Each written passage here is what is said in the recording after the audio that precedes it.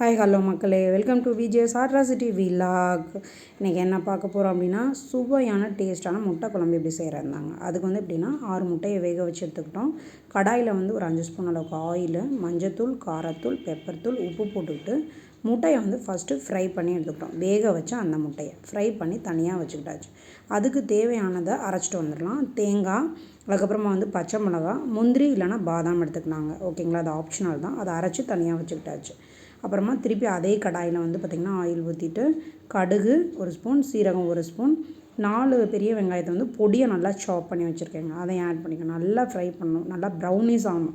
அதுதான் வந்து உங்களுக்கு ரொம்ப டேஸ்ட்டை கொடுக்கும். நல்லா ப்ரௌன் ஆகும்போது. ஓகேங்களா, இப்போ பார்த்திங்கன்னா நல்லா ப்ரௌன் ஆகிடுச்சு.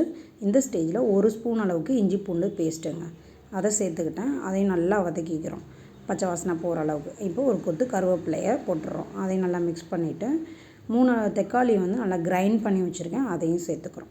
இப்போ இதுவும் நல்லா வந்து எண்ணெய் பிரிஞ்சு வர அளவுக்கு நல்லா ஒன்று சேரணுங்க. நல்லா மிக்ஸ் பண்ணி விட்டுட்டிங்கன்னா இந்த ஸ்டேஜில் பெருங்காயத்தூள் ஒரு பிஞ்ச் அளவுக்கு, மஞ்சத்தூள் 1 ஸ்பூன், காரத்தூள் 1 ஸ்பூன், அப்புறமா பெப்பர் தூள் வந்து கொஞ்சம் முட்டை குழம்பு அப்படின்றனால பெப்பர் தூள் பார்த்து போட்டுக்கோங்க. அப்புறம் சிக்கன் மசாலா 1 ஸ்பூனு, அப்புறம் குழம்பு மசாலா 1 ஸ்பூனுங்க. ஓகேங்களா, இதெல்லாம் நல்லா மிக்ஸ் பண்ணிடுறோம். எப்போவுமே மசாலா சேர்க்கும்போது நீங்கள் வந்து லோ ஃப்ளேமில் வச்சுக்கோங்க. லோ ஃப்ளேமில் வச்சுட்டு சேர்த்துக்கணும், இல்லைனா கருகிரும். இந்த மாதிரி சேர்த்ததுக்கப்புறமா வந்து பார்த்திங்க அப்படின்னா தேவையான அளவு தண்ணி ஆட் பண்ணிக்கணும். ஓகேங்களா, குழம்புக்கு தேவையான தண்ணி வந்து ஆட் பண்ணிக்கிறோம். அந்த தண்ணி ஆட் பண்ணதுக்கப்புறமா வந்து பார்த்திங்கன்னா நல்லா மிக்ஸ் பண்ணி விட்டுருங்க. இப்போ வந்து தேவையான அளவு உப்பு போட்டுருங்க மசாலாவில். ஓகேங்களா, ஸோ அதையும் நல்லா மிக்ஸ் பண்ணிவிட்டு மூடி போட்டு க்ளோஸ் பண்ணிடுங்க. ஒரு 5லேருந்து 10 நிமிஷம் ஆகும். நல்லா கொதித்து வரணும் நம்மளுக்கு.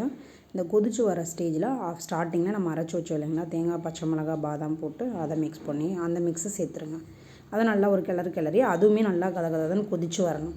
இந்த ஸ்டேஜில் தான் முட்டை ஃப்ரை பண்ணி வச்சா அந்த முட்டையை ஒன்றா ஆட் பண்ணிக்க போகிறீங்க.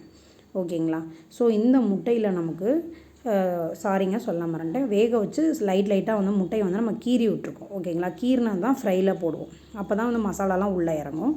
இப்போ இந்த ஃப்ரை பண்ணி வச்ச முட்டையை உள்ளே போட்டிருக்கோம். இந்த முட்டையை நல்லா கலந்து விட்டுருங்க. ஓகேங்களா, இப்போ பாருங்கள் கொதிச்சு வந்துடுச்சு. இந்த ஸ்டேஜில் கொத்தமல்லி தலையை தூவி இறக்குனீங்க அப்படின்னா சுவையான டேஸ்ட்டான உங்களுக்கு முட்டை குழம்பு ரெடி. இந்த மாதிரி ஒரு தடவை ட்ரை பண்ணி பாருங்கள்.